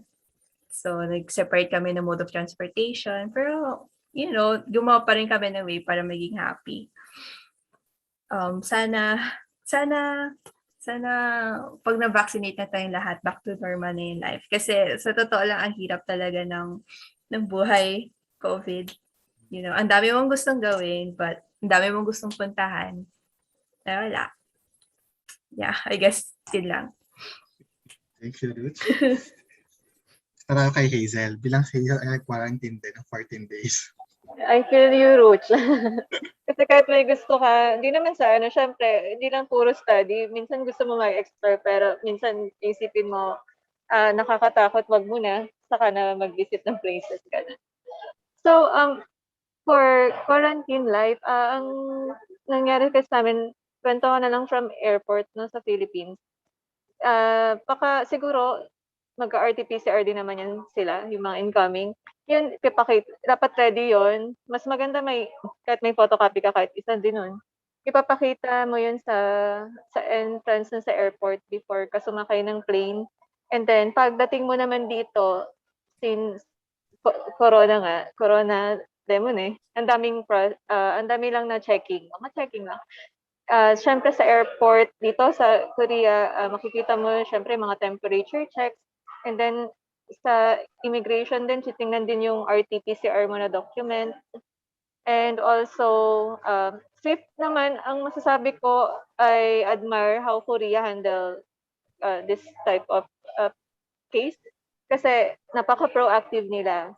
So actually, after dun sa airport, meron bus na susundo papunta sa amin sa hotel. And then from the hotel, mag-fill up ka lang din ng form. And may pala sila sa inyo na app. Sila na yung I think sila na yung mag-assist sa inyo how to install it or how to fill it up. Kasi nung nag-fill up kami, wala pa kami alam na Korean. Naka-Korean kasi yung area or something na i-input mo dun sa app na yun as address. Yung app na yun is every day for your 14 days, merong time in the morning and in the afternoon, you have to record your temperature. Yes, and dun sa pinagstayahan namin na hotel naman, may nagre-remind. Meron din na nagra-rounds to check your temperature. Kakatukin ka talaga. Kakatukin ka and then mag-aano sila ng thermal temperature. Tapos, basta napaka-smooth lang yung swift ng process. Wala kayong magiging problema, basta sundin lang yung mga protocols. And I'm glad din sa hotel na yun, or sa pinagstayahan namin, provided yung mga kailangan mo. Like mask, may sariling thermometer din, pero hindi nyo iuwi yun. Charot. So may thermometer, saka sanitizer. Tapos pag kulang kayo ng mask, you can just request. But I don't know sa case nila ngayon kung saan sila ika-quarantine. Kami, nagkataon lang na talagang dun sa hotel. Pero I heard meron iba sa government facilities po. Ganun. Tapos wala kayong problemahin sa meals kasi tulad ng sabi ni Ruch, yung food na binigay sa amin, I heard nung sa iba na sa government naka-quarantine, same lang, parang systematized or standardized ata yung yung meal. So yung meal na yun, actually di ko din siya maubos, nangihinayang nga ako kasi ayoko magtapon, pero napakadami. As in, complete set ng side, may side dish, may ulam, may soup, may dessert, may juice, tapos may cup noodles pa. As in, yun. Okay naman siya kasi provided lahat. Sweet yung yung quarantine life. Nag-chat si Johnson Llagas. Sa Sky Park Hotel daw sila sa Dongdaemun. Wow. Dumating ka na ba dito sa sa Korea?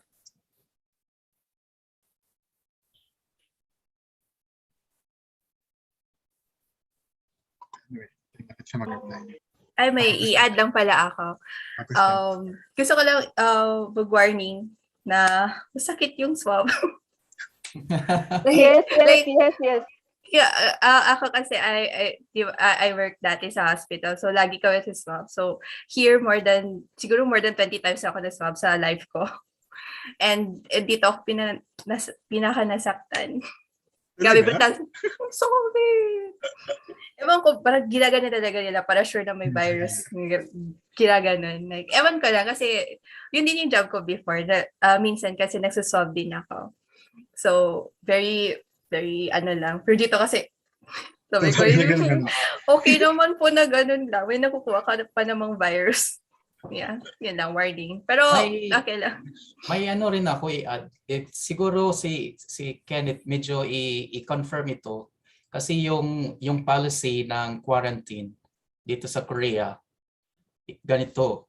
Pag ang isang estudyante or foreigner papasok sa Korea at nag-negative yung COVID test niya, lahat libre yun. Pero pag ang isang tao papasok sa Korea at nag-positive siya, ang gastos nun, ang quarantine fees nun, ay handle o shoulder ng personally ng tao. So dapat ano mo siguro sa mga incoming students, ipaalam sa kanila na ganito yung policy sa Korea. Baka mabigla sila yung gagasto. Kasi sa university namin, yung mga foreign students namin, mga ilang estudyante ang nabigla kasi nga nag-asymptomatic sila. Akala nila libre lahat. Iyon pala sila ang hahandle sa lahat ng babayaran ng quarantine nila. So siguro dapat i-ano natin sa incoming students na gano'n ang policy rito. I think if I'm correct, from dati kasi ata free siya. Yeah, Tapos parang sobrang dumadami na yung ganong cases. Kaya sila nga. nag-limit na na gano'n. So dapat ma-aware yung mga incoming students na gano'n ang mangyari kung just in case mag-positive sila. Kaya dapat siguro na 2 weeks before, dapat naka-lock-in ka lang din. Para make sure na hindi ka magpa-positive. Oo nga. Ikaw, Dr. Richard, may mga i-add ka ba? Like, pandemic life, saan? Sa akin kasi, bahay, nung last year, bahay saka universities lang ako kasi. Pero yung mga estudyante ko, umuwi sila ng kanilang countries. So pag balik nila rito, kami yung nag-handle ng quarantine nila. So ilan sa kanila naging asymptomatic kasi nga malimit sa kanila nasa Pakistan. Alam mo yung countries doon. So mga ilan sa kanila naging asymptomatic. So na-quarantine sila sa government facilities. Nung una, ang pagkakaalam namin, government ang magbabayad ng quarantine fees. Yun pala, nabigla yung mga estudyante namin na sila pala ang magbabayad. So yun, yung nabago na pala yung palisiya ng Korean government in terms of quarantine financing doon sa hotels nila. Buti nga kayo, sa hotel kayo nilagay. Yung mga estudyante namin sa ano talaga, parang hospital. Separate facilities yun. Naka-separate sila. So dapat malaman ng mga incoming students natin, mga Pilipino. Lalo na ngayon, sa Delta, sa atin, lumalakas yung Delta variant.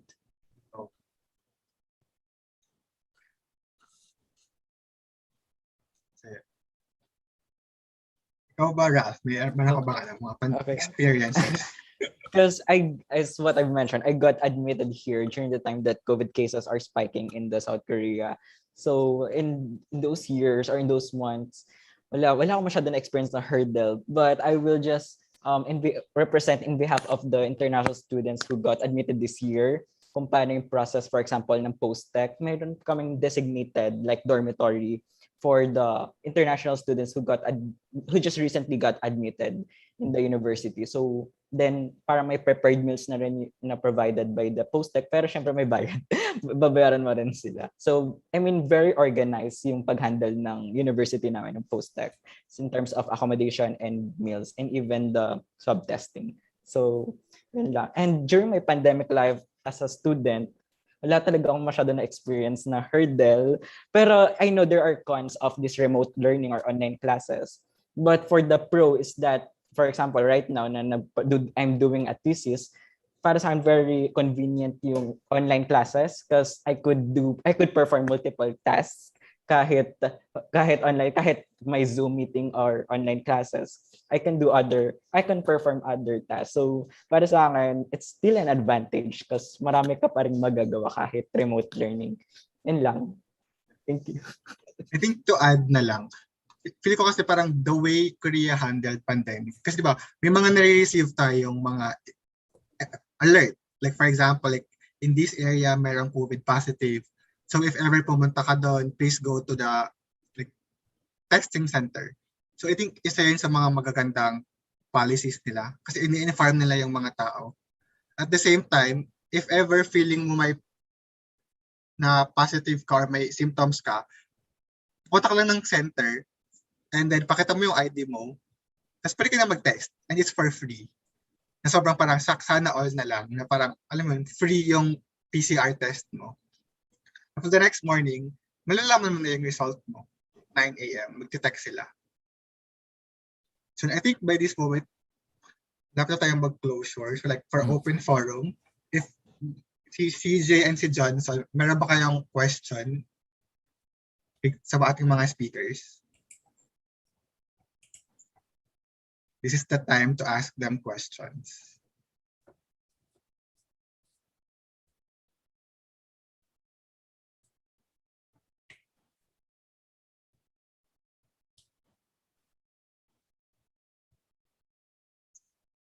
May tanong si Johnson. Enough daw bang allowance for GKS? Sa kasi you receive like 1 million won. Pero that depends sa school kung saan ka ma-assign. Kasi sa allowance mo, doon i-deduct yung payment mo for dormitory and if may meal plan yung school mo, doon din. So in our case kasi medyo mahal yung dormitory namin dito sa Busan Wede. Nasa 1.5 million won for like 6 months. So yung policy kasi dito is dapat mong bayaran yung 1.5 na yun in a span of 3 months. So yung 1.5 divided by 3, yun ang bawas sa allowance mo. So for 3 months, naka-receive kami ng less than 500,000 won. Pero that depends sa'yo kung marunong ka mong budget. Pero as for me, okay naman yung na yun. Pero yun lang, minsan nag-grocery kami, umaabot ng 100,000 won yung per grocery. I don't know kung I think I'm just bad at budgeting. Pero kasi sa dormitory namin, pwede kami magluto. So bumibili kami ng raw ingredients. So maybe that's why malaki yung pan. Pero yun, aside from that, kung hindi ka naman maluho sa life, sapat na yung allowance. I think sa Rochelle, may marami akong kaibigan mga foreigners na government scholar sila eh. At first semester, nagstay sila sa dormitory. At the second semester, lumabas sila kasi nga mahal yung sa school. Mas makakatipid ka raw. Mas nakakatipid sila kung titira sila sa labas. Yun din po yung plano ko once mag-move na kami sa other university, I think. Pero depende pa rin. pero gusto ko rin mag one room. Para hawak ko lahat. Kasi sa one room pwede kang magluto. Sa kasi sa dormitory yung meal plan, wala ka kasing choice. Kung anong ihanda nila, yun na yun. Yes, kahit hate mo yung spicy or love mo yung spices, yun na yun. Pero pag nasa sa one room ka, pwede kang magluto ng kahit anong gusto mong lutuin. So makakatipid ka. Sa question na how much should prepare in case I get COVID in transit, sa ko kasi sa case ng mga estudyante ko, bali 3 kasi sila yung na asymptomatic. They had paid more than 3 million. It's around 120,000 pesos. More than asymptomatic lang 'yun ha. Asymptomatic lang 'yun. How much more kung mag-positive ka? So yeah. Pag talaga hospital treatment sa Korea, sobrang mahal. Kasi nga siniperate sila, parang hospital na yung nilagyan nila, hindi na hotel.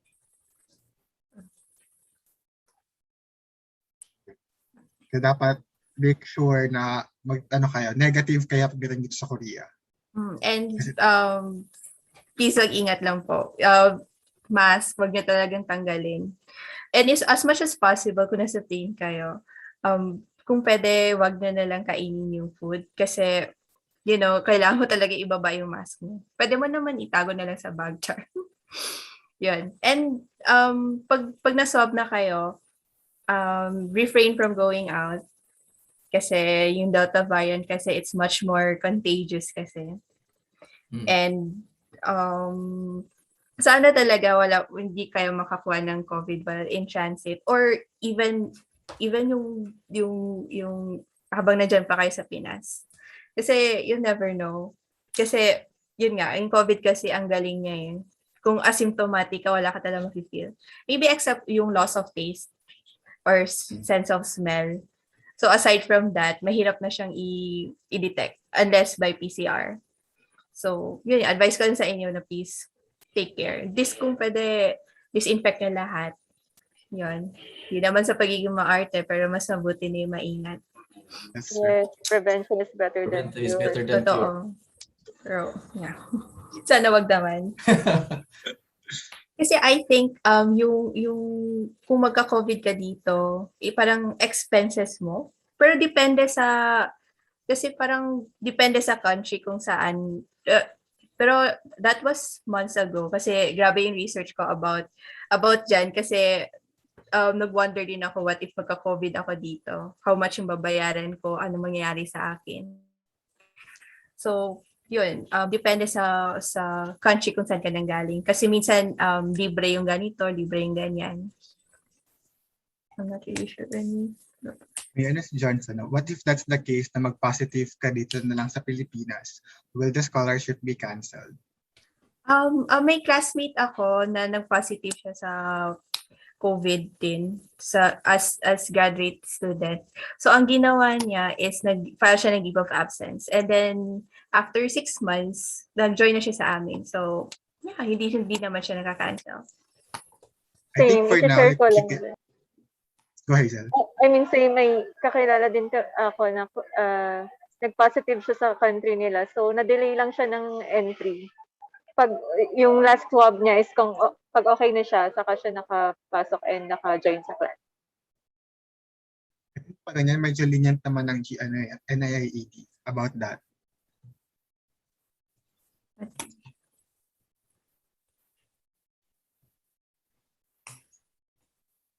Of the SEM na nakarating sa South Korea. Hindi ko lang sure sa kung may mga nakapunta bang in the middle of the SEM.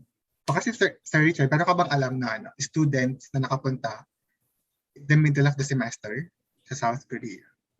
In the middle of the semester? Opo.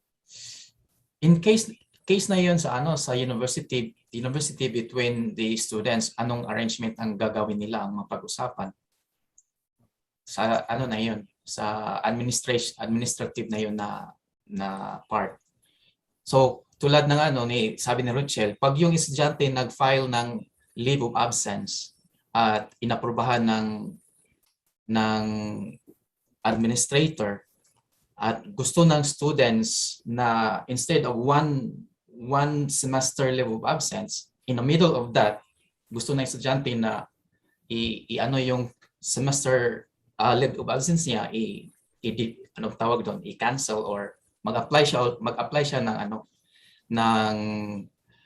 anong tawag doon, may tawag doon kaya sa Korea nakalimutan ko rin, yung i-cancel mo yung leave of absence mo to enter the semester. Yun. Ano po yun? Depende po yun sa university na mismo. Yeah, depende po yun sa university. Sa amin, sa school namin, before, di ba na-mention ko, binigyan kami ng choices either to take leave of absence or online classes. So if tinake mo yung online classes and if during online classes, nag-open na yung visa processing, pwede kang pumunta ng school even in the middle of semester. As long as na-attend mo yung online class na yun. Pero depende pa rin sa school. Depende pa rin sa school. How's the professors in Korea? Are they like Miss Minchin? Like, terror ba lahat, especially sa mga labs? No, wait, can I answer that? No, it depends. Si Ralph nasa lab siya, but in my own, you know, circle of friends, especially in those students who are in PhDs and masters who are working in the lab, it's very rare that you can find a really good professors. Most are terrible. I mean, that's true. Oh, Because one example I can give to you, I have a friend from Zimbabwe. He has the same professors in his masters and in his PhD. Only one mistake he has done is to fight with his colleague in the lab. And what did that professor did? Kick him out without finishing his PhD. The professor sided with the Korean students. So be careful not to make any, you know, with your lab mates, especially with the Korean students. Because most professors, Korean professors, they will always sided with the Korean students. Again, and another thing, I have a friend from Ghana. Although she's now graduating, she actually experienced a lot of struggles with her professors because as if she is discriminated by his own professors, his own advisors. So it's a very rare case that you can find a really good professors in the lab, but mostly, like I said, there's always discriminations inside the school towards Asians and colored people. What I mean colored people, Black people. So yeah, I agree on that, but it depends on where you will be assigned in a laboratory. But in my case, my professor is really great, and he's really fair actually, and he's sometimes giving favor to foreigners, knowing that we have like limitations more than the Korean students. But most of the professors I encountered here in Post-Tech and Seoul National University are really great. Some of them are really old and they are really kind to me and even to other, for example, Indians or other colored people, or foreigners. But we never experienced that much of racism or discrimination. But it really depends, as what Dr. Richard mentioned, and yeah, so they are really kind in my case. And you have to be the key there is actually you have to be very kind with your professors. Yeah. You have to be their friend. Even though you don't want it, just show that you really like it. Let's say, for example, you don't drink alcohol. You don't drink alcohol, but once your professors or your advisor says to you, "Oh, have a drink," don't say "Anyo, sul an mashoyo." It will offend them. So just accept, and then just show that you drink with them, even though you're not really drinking. Show to them that you are easygoing with them. But if you are if you try to go against in how they treat you, surely they will think different from you. That's how I survive with my advisors. But yes, not all though. I like I said, not all. It's a very rare case. Not all professors in the lab that are really caring for their advisees. But there are many cases, my friends, people that they know, people that I know, have experienced a lot of discriminations in the lab. Yeah. So, yes, that's true. And from what I've also observed with these Korean professors and my colleagues, they're so honest as compared to my experience in Philippines. Uh-huh. They're sometimes kind of sugarcoat you, ganito, ganyan. Right. But here in South Korea, they are honest and they are frank. So if there are like Blunt. if there are really they have like criticisms or negative comments, don't really get offended. I mean, for me, there's always a room of improvement of yourself. So I just adore it, that kind of attitude. So there's, yeah. So, ayan. Thank you. Meron pa bang other questions? So, kung wala na, I think it's time to wrap up. Yeah. So, meron ba kayong final tips sa mga incoming students sa Korea? For me, I think the ultimate advice that I can give is for new students is to have an open mind. Open mind to things that will come in your way. Just said, when your professors get onto you, don't take it personally. Take it as, for improvement and something like that. Because if you don't have an open mind and you take it into your heart, you will get depressed. You will get stress as time goes by, and it will affect you in your studies. That's the thing I can say. How about ikaw, Ralph? Thank you so much. And since I'm also a graduating student na rin, so I'm gonna graduate this year by Congratulations in advance. Hopefully. Yeah, I realized that I maximize and grab all these opportunities. So for incoming students, seize the day, seize all the opportunities, conferences, trainings, and network of Korean and international organizations. And don't rush or pressure yourself, and don't compare your ability to them, to other Koreans, because there's so much difference, like cultural differences. So just enjoy the process. And I really enjoyed that much. Hazel? Yes. I think ang mas ma-advise ko from the start na nag-apply kayo, please do not forget your why. Why did you apply for the scholarship? Yung very purpose nyo in applying, purpose nyo in life, kung ano man yung parang bakit paano ka bumabangon, ganun, para kanino ka bumabangon, mga ganun na bagay. Kasi may days, hindi Porque Korea, hindi siya like walk in the park na wow, Korea. Once you're here, ma-realize mo sa self mo na minsan nagsistruggle ka with maybe confidence. Kasi minsan mahihirapan ka. Pero wag mo kalimutan na kung ba't ka pumunta dito, and then syempre, di ba, nag-apply kayo dyan, meaning you believe in yourself in the first place. That's why you also applied for the scholarship. Nag-believe kayo na may chance ako dito na baka makuha. And don't forget also na you are very blessed and very privileged.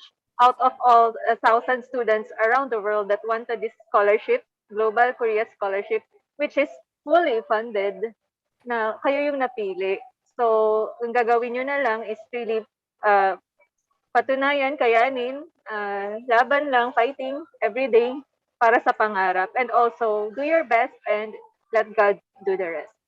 Thank you. Thank you. Ikaw naman, Roots? I-emphasize ko lang ulit yung sinabi ni Sir Richard is yung open-mindedness. Kasi, of course, pumunta ka sa ibang country with different culture, different people. So, wala kang choice kundi mag-adapt sa change. And to adapt to change, dapat open-minded ka.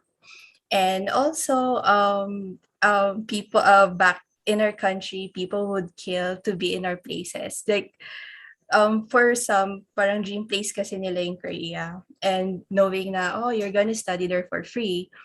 And they think na, wow, ang certain naman, ganun. So, just remember na you earned it. So, make sure na ipakita mo sa kanila na deserve mo yung opportunity na meron ka. And yun, itayo yung bandera ng Pinas wherever you go. And also, there will be, ngayon pa lang, you should be open to the fact na there will be downtimes dito. Kasi, like, actually, ang daming downtimes, especially if you're just starting out, especially if you're still adapting. So, may mga days ako na umiiyak lang ako kasi na-miss ko yung family ko. May days ako na umiiyak ako kasi nahirapan ako sa buhay dito. Pero yun nga, sabi ni Hazel, always remember why you are here, how you started, and always keep your feet on the ground. And of course, manalangin na lang kay God if ever nahihirapan ka. And just don't forget that you have friends here. Yun, you can add me sa Facebook, guys, message Yeah. nyo lang ako. Although hindi naman ako nagre-reply agad, char. Kakalibutan ko. Yun. Pero you can always ask us. Yun. Approachable naman kami. Bait naman po kami. If you have questions. So to add, if you come to Korea, you have PIKO, like it will be your family here in Korea since para naman kayong students. So everyone will help you. So to add more, parang you come to Korea to study, but don't forget to enjoy. So enjoy nyo lang yung life. Especially sana by that time, wala nang masyadong COVID para mas ma-enjoy nyo talaga yung totoong Korean culture. So ayun, thank you so much kay Ruth, kay Hazel, kay Ralph, and then kay Dr. Richard. Alam ko sobrang busy nyo, pero pinagbigyan niyo ako sa request ko. So thank you so much. And kay CJ and kay Johnson, and sa mga darating pang incoming Filipino students, we hope to see you soon in Korea. Tapos yan, pag dumating kayo, just send us a message. Tapos yan. So ayun nga po, thank you po dito po nagtatapos ang PIKO Online Kapehan for August. So abangan po natin ang mga next na events ng PIKO, Hayo at Gilas, then yung susunod na online kapehan. Thank you po sa lahat. Salamat! Thank you po. Salamat. Bye. Bye, guys.